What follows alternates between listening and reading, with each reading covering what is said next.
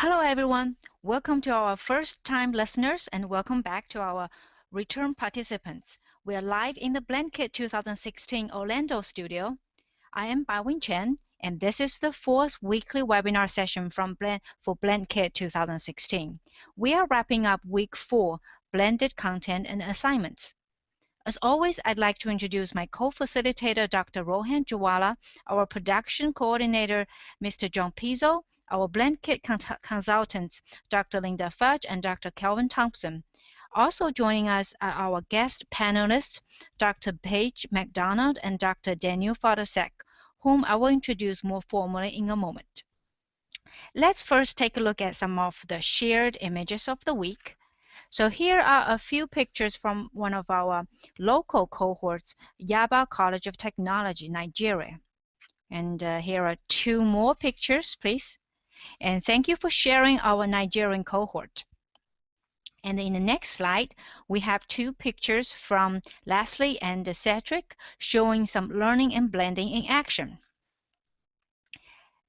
In this slide, Lake Washington Institute of Technology also shared a screenshot of one of their courses. So they are revising this blended learning course to be ready for fall 2016. So please keep us posted and share with us your successful blending strategies. Nick Purdue from Windermere Preparatory School shared an interesting comparison picture between direct instruction and guided instruction. So what an engaging learning space they have in the school. Last but not least, here is a bit strip from James posted at the beginning of BlendKit. Sorry being late, but hopefully now everybody has a better way to blend your course. So I know it might be hard to believe, but that exhausting that we are all experiencing is the culmination of our 5 weeks together in BlendKit 2016. However, we're not done yet. As we wrap up week 4 and kick off week 5, please remember that we have also set aside an additional catch-up week. So if you are interested in earning badges, or if you are seeking to complete the course, you may complete any course tasks by 11:59 p.m. on Monday, April the 4th, 2016.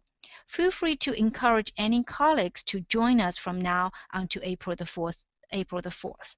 So next Monday, March the 28th, will be our final live webinar session for BlendKit 2016.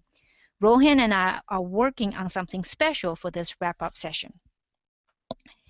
Hopefully, you have had a chance to review today's poll, so let's turn our attention to what you are thinking about this week's topic of designing presentation of content and assignments for blended learning courses.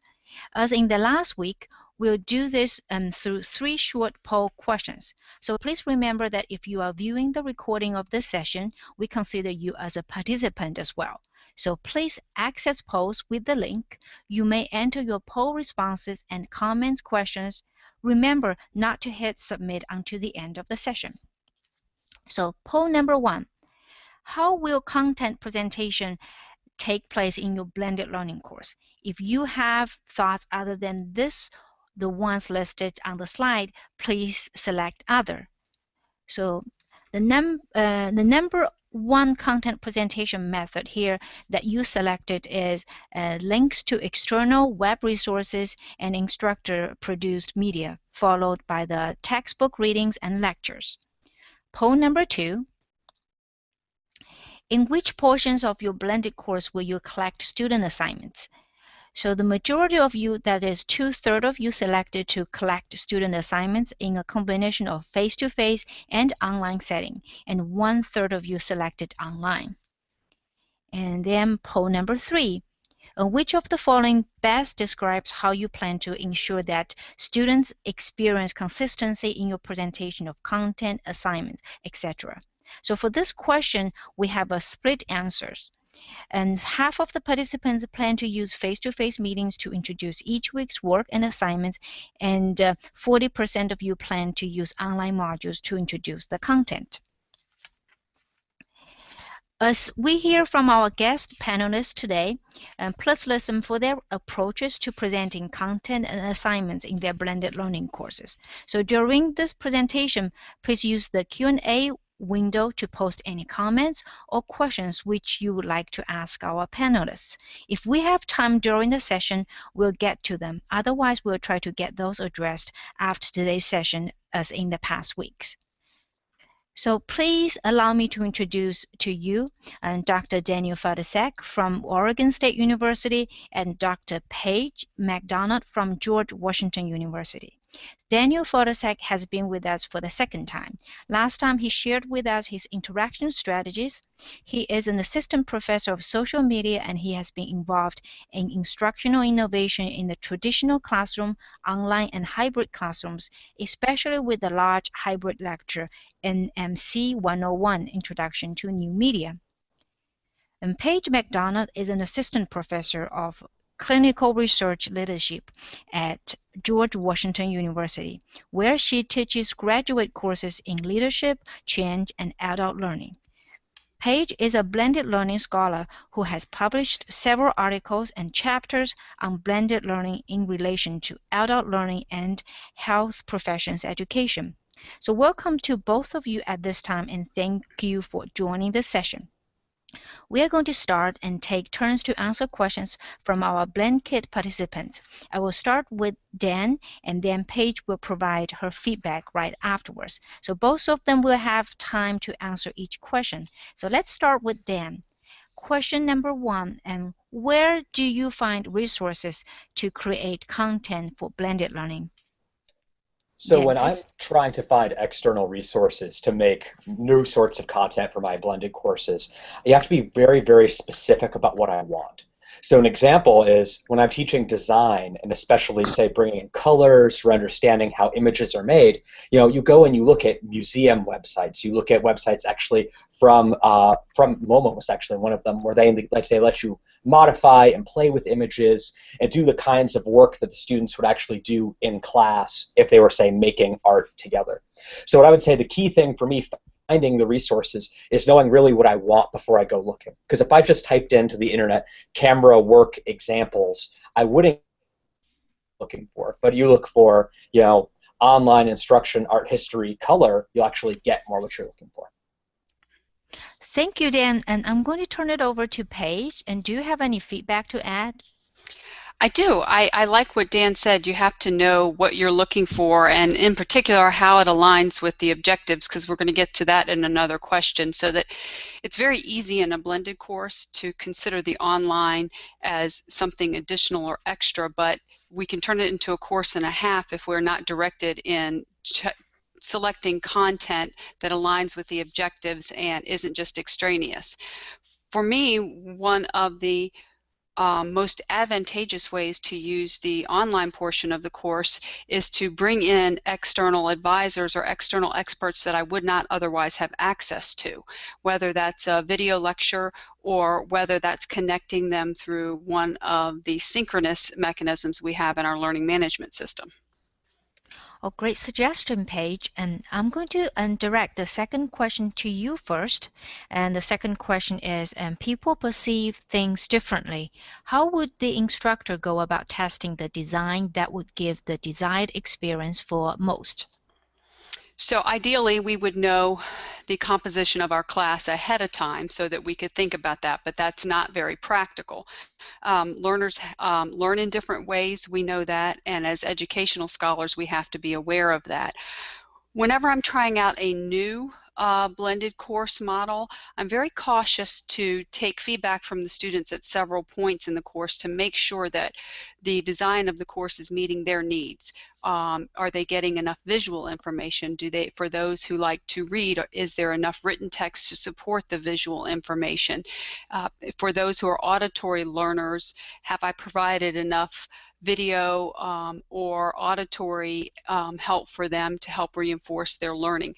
So you can design with universal design in mind, but that doesn't eliminate the importance of getting feedback throughout the course. I use SurveyMonkey and just ask students what they think, usually 3 to 4 weeks in if it's a 15-week course, and then again in the second in the third part of the semester, just to make sure that we're still all getting what we need out of the learning experience. Okay, thank you. And any additional feedback, Dan? Yeah, that was all wonderful. What I would say when I talk to other people about designing their blended classes around here is when they start building those new testing experiences in the blended environment, they skip straight to summative evaluation, and they tend to use recall questions. So they lose track of all of those great questions they've built for their regular exam experiences, the evaluation questions, the application questions. They start ratcheting back the sort of cognitive levels from evaluation back to recall. So I'd say, remember when you build your online and blended class that you should use your best practices. Don't just fall back to asking a mess of recall questions in your learning management system, but build the kinds of experiences you want. Use your test matrix to make sure that you're asking some evaluation questions and that you're balancing across the course. Just because you're going into this online forum doesn't mean you should abandon the best practices in test design that really got you to this point and made it possible for you to really interact with the different kinds of levels of learning and content that you've had throughout your in-person classes and your online classes. So focus on those best practices in exam design, especially now as you're going into this new territory of blended learning. Oh, thank you. I appreciate the idea. And actually, in week 2, we also talked a little bit about the learning style, learning preferences versus a universal design for learning. So if any participant is interested, you can go back to the discussions. So there are some discussions going on and some resources posted there as well. Okay, so now let's go to question number 3, and this one goes to Dan first. And the question is, my experience is that students reflect at the superficial level. What guidelines do I give so that students give deep, meaningful reflections? In my experience, the best way to get the responses that really are deep and engaged are to create structures for the students. And I like role play and game scenarios. So I like to tell the students that they have different roles, say, in a newsroom, and then their reflections, rather than me just saying, reflect on this, tell me how you felt about it, a simple prompt, they have to actually engage with each other. And then you can see their reflection as they go back and forth, whether or not they can understand the role they've been assigned. So say in the newsroom simulation, someone might have the role of being a government mandate media professional. So for those of you not in media studies, that means their job is to make the state look good. And so then you see how they argue with someone who's in commercial media or how they argue with someone who's in nonprofit media. So when you give them those experiences and you help them really be engaged and become affectively engaged in the course and in the content, they'll give you the kind of deep, meaningful reflections that you want. So in other words, create this sort of trellis that'll let them grow like a rose bush or a tomato plant, whatever you like, into the experience of the class. And once they're engaged with that sort of fantasy chain sort of role you give them, they can really be less inhibited about engaging with their peers and having that great blended interaction. Oh, great suggestion. Thank you. Go ahead, Paige. Any feedback to add? I love what Dan said about creating the structure in which the students can blossom. One of the tools that I found most helpful in creating that structure is using the online learning management system. Many have journals, or they have features where you can actually ask students to keep online journals as the learning is going on. So this gives them a space in which they can actively reflect upon the meaning of something you've done in the face-to-face class. It's a great way to capture that and let them think back over what has happened in their face-to-face more active learning and help them relate that to what they've done in the online. But still, students don't often know the purpose and the different types of reflection, and you can get very surface level reflections if you haven't introduced them to perhaps a learning theory or a level of learning that you desire. So you have to set the standards and give them examples. You could introduce them to different types of and levels of learning. Mesereau is a very good scholar for that, but you have to ground that in an example, either in the online learning medium as in a mini lecture or in the face-to-face class session, so that you can give them examples of the depth of reflection that you're seeking. Oh, great. So set structures, set and standards, and provide students with examples. Those are great suggestions. So let's go ahead and with question number 4. And we're going to start this question with Paige. So this question is, how extensively do you use learning objectives with your students, both online and face-to-face? How do you make sure that students achieve the objectives of a module?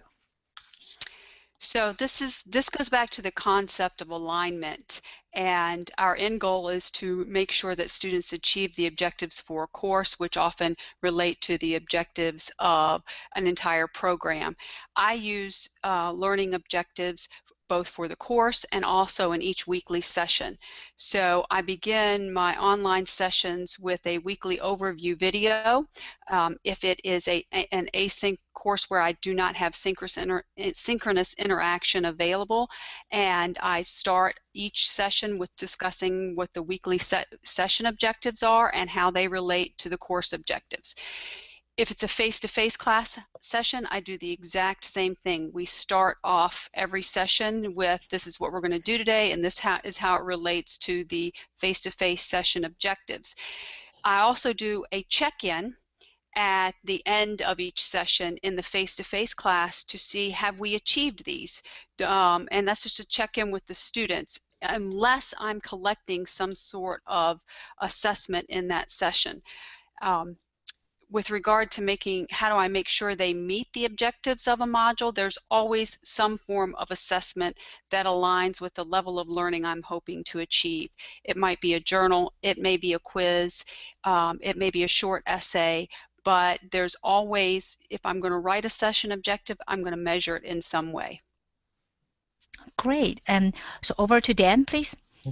I think a big thread of what we've been talking about is meta talk. That you need to tell the students about what you're doing, about why you're doing it, and then let that really guide them to understand what's going on. So I'm a little less overt about the measurement talk in the class, but at the same time, I always tell them why we're doing what we're doing and how it flows into the class and how all the pieces come together.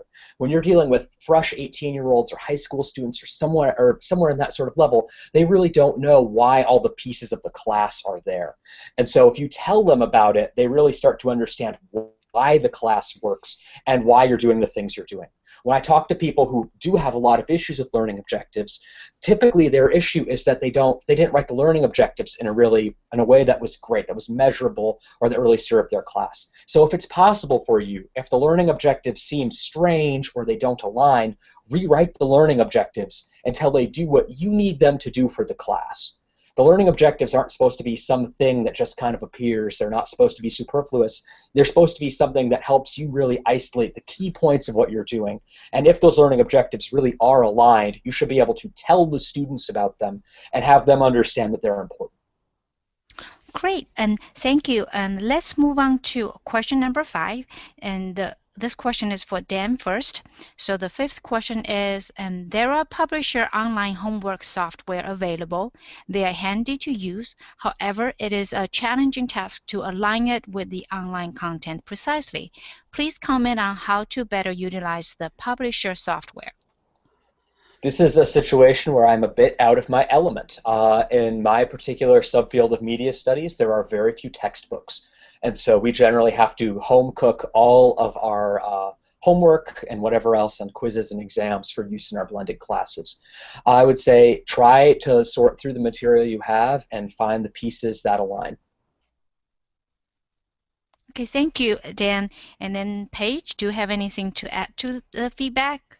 No, I'm going to agree with Dan because it's a little out of my element as well. Teaching at the graduate level, I tend to use less quizzes and less of the software that I've seen from publishers for homework.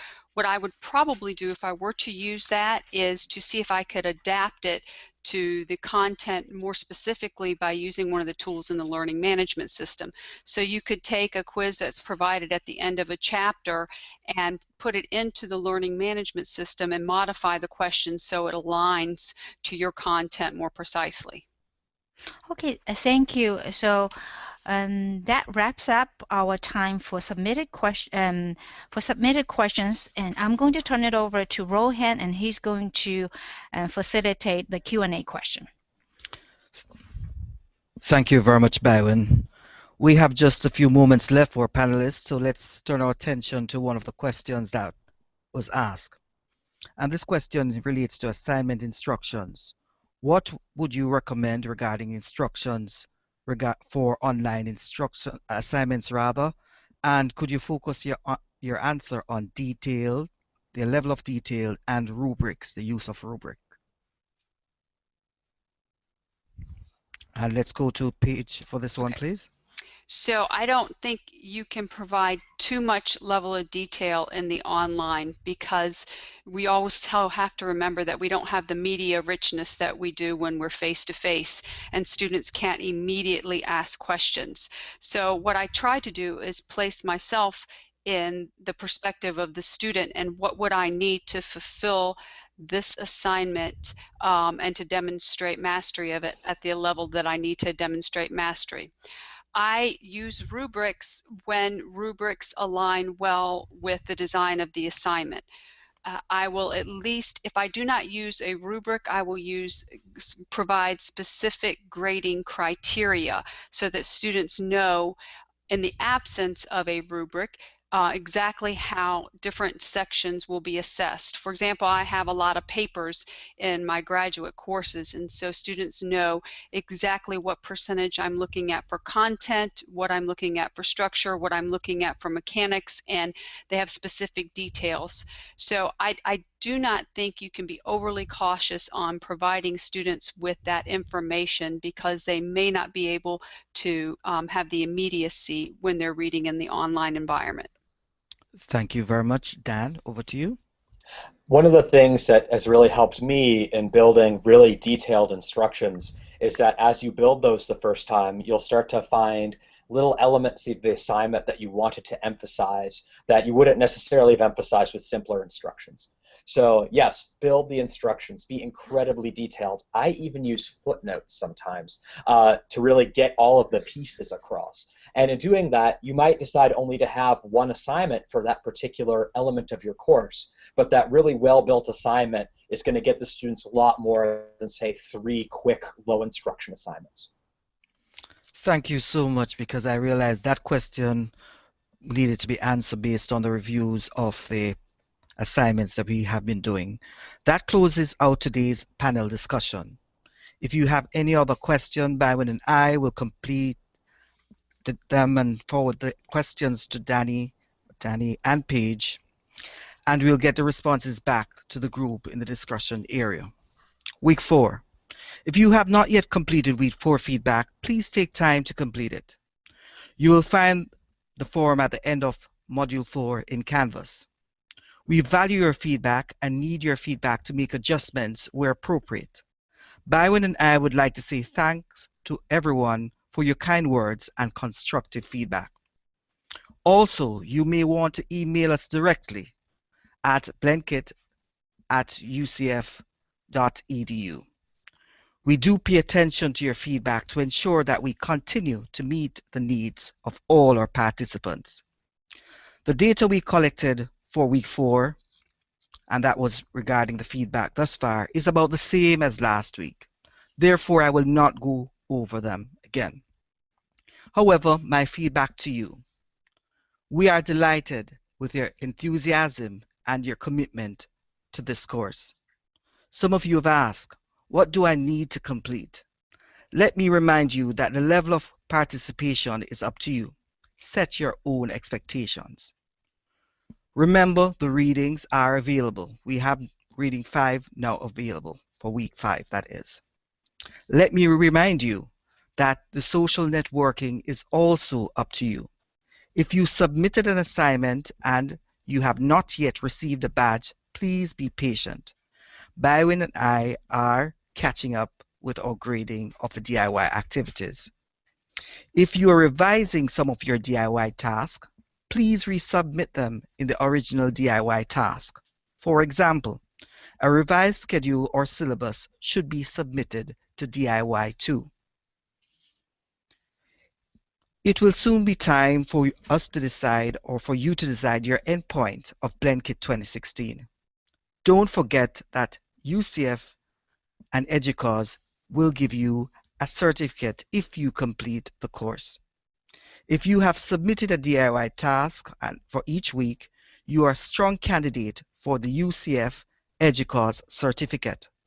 The requirements to earn the certificate are to complete the BlendKit 2016 course and, of course, submit a portfolio of your course.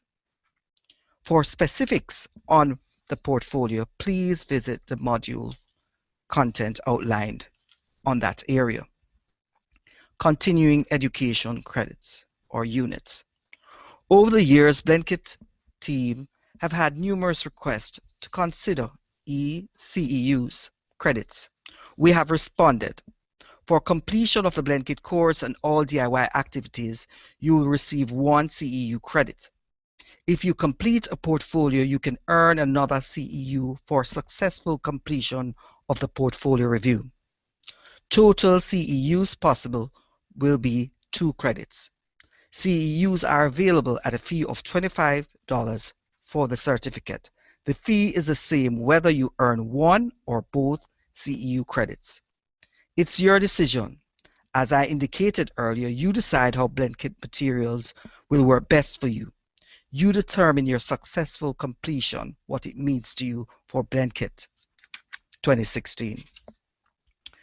Week 5. Week 5 content is now available, and remember our phrase, access the weekly content using the modules. Please remember at this stage, there is no late in relation to assignments. In fact, we have had submissions of DIY Activity 1 this morning, and as a matter of fact, Byron and I graded a few. So there's no late at this point. Next week, looking ahead next week, we'll be joined by Dr. Alex McDonald and Dylan Bath, and we hope that you'll join us for that session. Mark your calendars. Our focus for next week will be quality assurance. This topic has been the hub of many discussions in K-12 and higher education. Quality assurance of a blended course is paramount for blended learning. Therefore, I urge you to attend this session or listen to the recording. Later today, you'll be receiving an email message from us with guidance on getting the most out of week 5. Thank you very much for participating.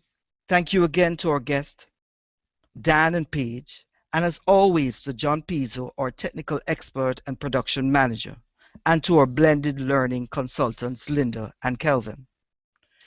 If Byron and I can help you in any way as you progress through this course, please contact us via Canvas. We'll be happy to help you. This is your course. Go out there and continue to make it a great one. Have a great week. And from the BlendKit 2016 studio here in Orlando, we say goodbye and see you online next week, same time.